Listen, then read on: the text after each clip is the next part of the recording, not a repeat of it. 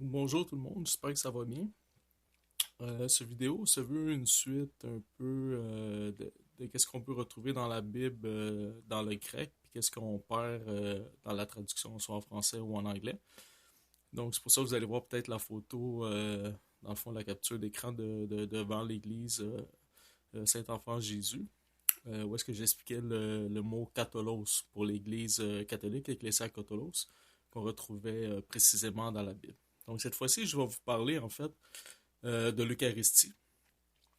Lorsque en Jean 6,51 à 6,54, Jésus il parle vraiment de manger son corps et boire son sang, mais il y a un changement de mot qu'on ne retrouve pas ni en français ni en anglais et qui passe de manger comme manger normalement, fago, à trogo. Trogo qui est vraiment, ça veut dire comme Steve Ray apporte l'image que j'aime beaucoup, c'est comme un chien qui mord après un os. Il faut vraiment qu'on entende le son crunching.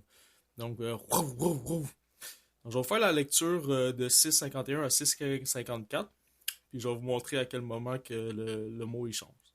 Donc, si je me fie toujours à la même Bible là, que vous avez vu dans l'autre vidéo, la table, le communique, en Jean 6,51, on lit: Je suis le pain vivant qui descend du ciel. Celui qui mangera de ce pain, donc là c'était fago, vivra pour l'éternité.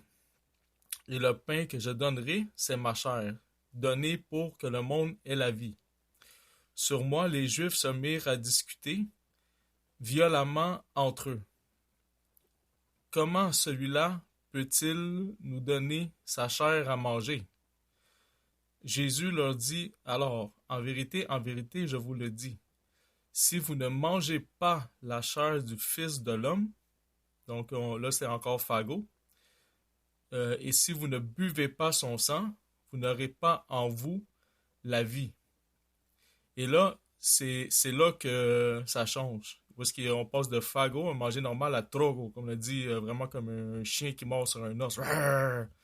Tu comprends, il faut vraiment prendre l'Eucharistie, manger sa chair. Donc en 6,54, ça dit: Celui qui mange ma chair et boit mon sang à la vie éternelle. Et moi, je le ressusciterai au dernier jour. Donc, je vais vous le montrer aussi, dans le fond, en grec, avec, dans le fond, que vous allez pouvoir suivre, puis vraiment voir par vous-même, comme on dit. Donc, je vais partir de 6,53. Ça dit fagete, qui vient de fago. Ten sarka tu iu. Tu anthropu ke pinte. Aftu to aima uk echete zoen. Donc, on a vu en 6,53 que le fagueté, là, vous voyez, you shall have eaten. Euh, donc, vraiment à manger, comme on dit normalement, the flesh of the Son of Man. Donc, la chair du Fils de l'homme. Puis, si vous voyez le strong là, qu'on appelle dans les traductions, le lexical, c'est fago. C'est sûr, fagueté, c'était parce qu'il était conjugué. Donc, on voit vraiment que ça dit que c'est un verbe. Puis la définition, c'est vraiment manger euh, la nourriture, donc une consommation. Puis vous avez des traductions dans la bas, là, vraiment manger, euh, devrait manger, en mangeant. Donc, ça, c'est le premier mot comme on a dit. Mais alors, on doit vraiment se demander si c'était seulement symbolique, puis c'était pas le vrai corps du Christ. Pourquoi que Jésus, quand que tout le monde, tous les Juifs qui sont là, ils se demandent de quoi qu'ils parlent, tu sais, comment ça manger la chair humaine puis boire son sang, tu sais, les Juifs ils peuvent même pas boire le sang puis certainement pas manger le sang des animaux, faut qu'ils vident le sang avant de pouvoir manger l'animal, tu sais. Fait que on continue, on est rendu en 6,54. Ça dit O trogon, donc vraiment le verbe trogo. Mutensarka, qui est pinon mu. To aima eche zoen. Aionion, kago, anasteso, aftonte. Donc ça, c'est la partie qu'on voit. Donc ça dit vraiment celui qui mange, mais mange vraiment trop gros de moi, la chair et boit de moi le sang aura la vie éternelle.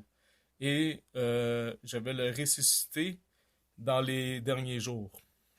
Au dernier jour, en fait, tout dépendant de la traduction. Puis si on voit le Strong, donc on voit vraiment c'est Trogo, mais là c'est sûr c'était écrit Trogon parce que c'était comme c'était traduit dans la phrase. Puis si vous allez voir, dans le fond, vous voyez que c'est un verbe, vous allez voir à origine. Donc on peut voir, ça commence par probably strengthening from a collateral form of the base of trauma and tribos, trough the idea of corrosion or wear. Mais en tout cas, un petit peu plus loin, vous allez voir the idea of a crouching sound. Rar, rar, comme il disait, c'est ça, Steve Ray, vraiment comme un chien qui mord sur un os. To nya or chew. Rar, rar, rar. Il y a vraiment un son. Donc, pourquoi on prendrait le temps de passer de manger normalement comme dîner à vraiment l'image d'un chien qui mord sur un os? Parce que c'est vraiment l'image qu'on peut se représenter ici. Mais en ce qu'on voit vraiment qu'il faut que ça fasse un son, là, rar, rar, rar, puis que les Juifs, ils étaient comme, ben, qu'est-ce que c'est ça, on mangeait sa chair. Fait que tout le monde y est parti. Tu sais, puis le seul puis il y avait comme 5000 Juifs, le seul qui est resté, c'était les apôtres. Puis, puis même Saint-Pierre, il dit, nous, on comprend pas qu'est-ce que, vraiment tout, là, mais on te fait confiance parce que tu es Jésus-Christ. C'est en toi qu'on a la foi. Puis si tu nous dis que c'est ça qu'est-ce qu'il faut faire, ben c'est ça ce qu'on va faire. Donc c'est pour ça des fois des gens qui essayent de faire de l'herméneutique ou ils essayent de changer la parole parce qu'ils n'arrivent pas à supporter la vérité qui est dite, qui ressort de la Bible. Ils essayent de faire dire des choses. Mais ici, on voit vraiment que Jésus il a vraiment mangé ma chair. Puis, puis pour ceux qui n'étaient pas clairs, il a dit même aller mâchouiller ma chair. Donc, je pense qu'il était très clair là-dessus. Puis, c'est ça, en tant que catholique, je pense que ça renforce aussi l'idée de l'importance de l'Eucharistie, qui est faite par l'Église, mais que l'Eucharistie aussi fait l'Église. Donc, c'est pour ça que c'est vraiment un élément central. Puis même Saint Paul, il en parlait beaucoup dans Romains et Galatiens. Vraiment l'importance du pain qui était déchiré puis qui était partagé en communion. Donc, vraiment, il faut une communion de toute l'Église. Puis qui se fait au moment de l'Eucharistie. Donc voilà, merci. Vous avez des questions, gênez-vous pas. Que Dieu vous bénisse, puis je vais essayer de répondre à vos questions. Au revoir.